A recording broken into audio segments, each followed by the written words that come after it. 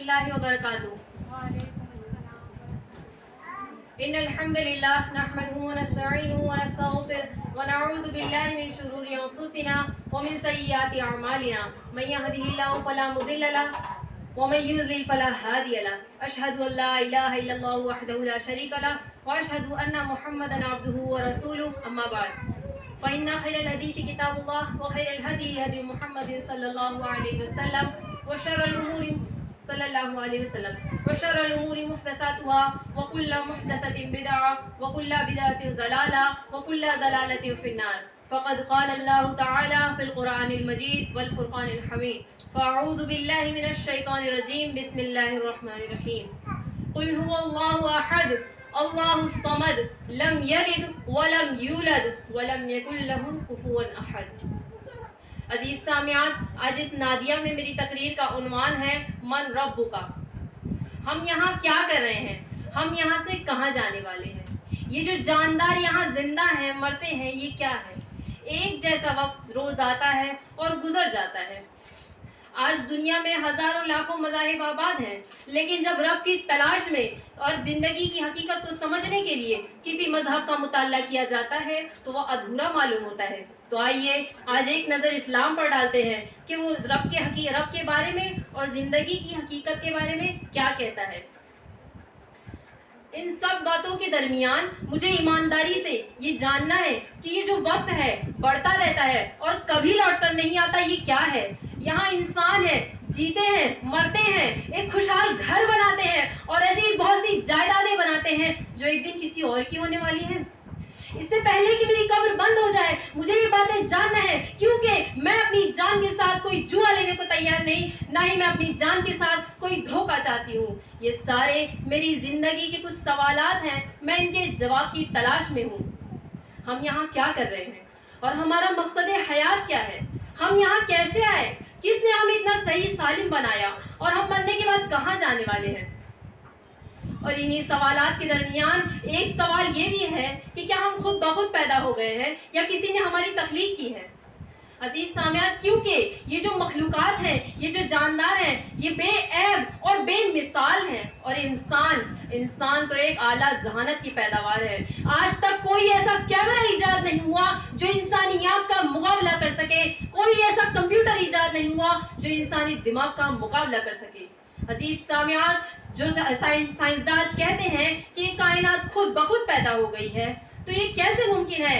یہ مسئلہ تو بالکل صاف ہے کہ اگر ایک زیرو کے اندر 1000 زیرو بھی پلس کر دیے جائے تب بھی وہ 1 نہیں بن سکتا. تو کیسے ممکن ہے؟ کیسے ممکن ہے کہ یہ اتنی بڑی کائنات، چرند پرند انسان سب خود بخود آ جائے؟ آج منکرین لوگ بگ بینگ پر یقین رکھتے ہیں، لیکن میں اس کی بجائے اس پر یقین کروں گی جو بگ بینگ کے پھٹنے کا سبب بنا تھا. ہاں عزیز سامعین، وہ اللہ ہے، وہی تمام جہانوں کا اکیلا خالق ہے، اور اس کے ساتھ ساتھ وہ ہر زیرو کا خالق ہے. اس کا کوئی شریک نہیں، نہ ہی وہ مذکر ہے نہ ہی وہ مؤنث ہے. اور ہم تو اللہ سبحانہ و تعالیٰ کو تصور تک نہیں کر سکتے. اللہ اپنی مخلوقات کو کبھی تنہا نہیں چھوڑتا. جس طرح ہر مینوفیکچرر اپنے سامان کے ساتھ اسے استعمال کرنے کے لیے ہدایت نامہ ساتھ میں دیتا ہے، اللہ سبحانہ وتعالی نے ہم کو، انسانوں کو قرآن مجید عطا کیا اور دولت اسلام جیسی نعمت سے نوازا تاکہ ہم اس کو پڑھیں اور اپنا محاسبہ کر سکیں. اس کے ساتھ اپنا محاسبہ کر سکیں. عزیز سامعین، قرآن ایسی کتاب نہیں ہے جس کے اندر شک و شبہ کیا جائے، بلکہ وہ تو مکمل کتاب حق ہے، فرقان ہے. اس کی باتوں میں ذرا برابر بھی تضاد نہیں. قرآن کے اندر ایسی باتیں جو آج کے دور میں رونما ہوتی ہیں، آج سے 1400 سال پہلے اتاری گئی ہیں. قرآن کتاب حق ہے، میں اس بات کو ثابت کر سکتی ہوں کیونکہ اس کے اندر ایسی باتیں جو آج کے دور میں رونما ہوتی ہے، آج سے 1400 سال پہلے بالکل سچائی کے ساتھ نازل کر دی گئی. نمبر 1، اللہ تعالیٰ نے انسانی نطفے کے بارے میں قرآن مجید کے اندر 1400 سال پہلے جو باتیں بیان کی وہ سائنسدانوں کو پچھلی صدی میں معلوم ہوا.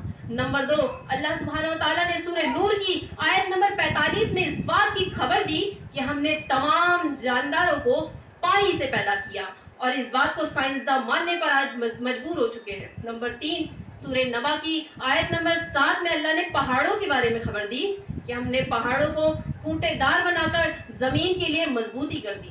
نمبر 4 سورہ فرقان کی آیت نمبر 53 میں اللہ نے یہ بیان کیا کہ وہ دو سمندر ہیں جو آپس میں ملے ہوئے ہیں، ایک کا پانی میٹھا اور مزیدار جبکہ دوسرے کا کھارا اور کڑوا ہے، لیکن یہ اللہ کی قدرت ہے کہ اس کے درمیان اللہ نے ایک حجاب کر دیا ہے۔ نمبر 5 سورۃ الانبیاء کی آیت نمبر 33 میں اللہ نے اس بات کی خبر دی کہ جو تمام سیارے ہیں، تمام پلانٹس ہیں، وہ سب اپنے اپنے مدار میں گردش کرتے ہیں۔ نمبر 6 جس فرعون کے واقعے کو اللہ نے 1400 سال پہلے قرآن کے اندر سورہ یونس کی آیت نمبر 92 میں بیان کیا، اس فرعون، اس کا خاک آلود جسم سائنسدانوں کو پچھلی صدی میں یا چند صدیوں پہلے کسی سمندر کے کنارے پر ملا۔ اللہ اکبر۔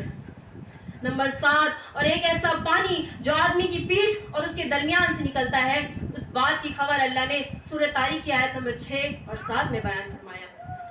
اس قرآن کے ایک ایک حرف کو پڑھیے، اس کا ایک ایک حرف 1400 سال گزرنے کے بعد بھی کیسے نہیں بدلا؟ ذرا بتائیے کیونکہ یہ کلام حق ہے، اس کی باتوں میں ذرا برابر بھی تضاد نہیں، اور یہ ایک ایسے شخص پر اتارا گیا جو امی تھا، نہ پڑھنا جانتا تھا نہ ہی لکھنا جانتا تھا، اور یہ اللہ کی قدرت ہے کہ اس نے ہمارے نبی حضرت محمد صلی اللہ علیہ وسلم کو دنیا کا سب سے پاک کلام عطا کیا، امی ہونے کے باوجود۔ کفار و مشرکین نے کبھی بھی اللہ کی اور پیغمبر کی باتوں کو ہمیشہ مذاق میں لیا، کبھی بھی ان کی باتوں پر اور آسمانی کتابوں پر ایمان نہیں لائے، وہ ہمیشہ مذاق اڑایا کرتے تھے۔ تو جو مشرکین یہ کہتے ہیں کہ ہم یہاں، یہ دنیا ہی ہمارا واحد گھر ہے جہاں ہم زندہ ہیں، اس کے بعد ہم مر جائیں گے اور ہماری ہڈیاں مٹی میں مل کر رہ جائیں گی، تو سنیے، جب گھاس مر جاتی ہے، پیڑ پودے سوکھ جاتے ہیں، تب برسات ہوتی ہے اور ہریالی پھر سے اگ جاتی ہے۔ تو اسی طرح، بالکل اسی طرح اللہ تعالیٰ نے سورہ قیامہ کی آیت نمبر 3 میں فرمایا کہ کیا انسان یہ گمان کرتا ہے کہ ہم اس کی ہڈیاں جمع نہیں کریں گے؟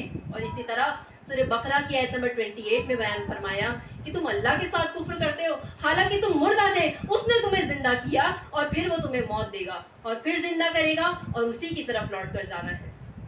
عزیز سامعین، زندگی کی حقیقت یہی ہے کہ ہمیں اس بات کا یقین رکھنا ہے کہ ہم یقینی طور پر یہاں اس وقت ایک آزمائش سے گزر رہے ہیں جہاں ہم زندہ ہیں، اس کے بعد ہم دوبارہ اٹھائے جائیں گے اور اپنی جان کا، اپنے مال کا، اپنی صحت کا اور ان تمام باتوں اور ان تمام نعمتوں کا جس سے اللہ نے ہم کو نوازا، اس کا حساب دینا ہوگا، ہمیں ایک ایک چیز کا حساب دینا ہوگا۔ عزیز سامعین، جو مومنین لوگ ہیں ان کے لیے اللہ نے خوشخبریاں رکھی ہیں، جنتیں رکھی ہیں، اور جو کفار ہیں اور جو اللہ کا، کتاب اللہ کا انکار کرتے ہیں، ان سے قیامت کے دن اللہ تعالیٰ ناراضگی ظاہر کرے گا اور کہے گا کہ میں نے تمہیں 60-70 سالہ زندگی دی تھی تاکہ تم مجھے تلاش کرتے، میری عبادت کرتے، لیکن تم نے کیا کیا؟ تم دنیا کی رنگینیوں میں مشغول ہو کر رہ گئے۔ مومنین کے لیے جو خوشخبریاں ہیں وہ تو ٹھیک ہے، لیکن جو لوگ اللہ کو نہیں مانتے، کتاب اللہ کو نہیں مانتے، زندگی کی اس حقیقت کو نہیں مانتے، انہیں چاہیے کہ وہ اس کتاب کو، قرآن مجید کو پڑھیں اور سمجھیں کہ ان کا رب ان سے کیا فرما رہا ہے۔ ہم جب قرآن مجید کو پڑھیں تو ہم اپنا محاسبہ خود بخود کر سکیں۔ عزیز سامعین، آخر میں اللہ سے دعا ہے کہ اللہ تعالیٰ تمام مسلمانوں کو صراط مستقیم پہ چلنے کی توفیق عطا فرمائے۔ آمین۔ وآخر دعوانا ان الحمد للہ رب العالمین۔ السلام علیکم ورحمۃ اللہ وبرکاتہ۔ وعلیکم السلام ورحمۃ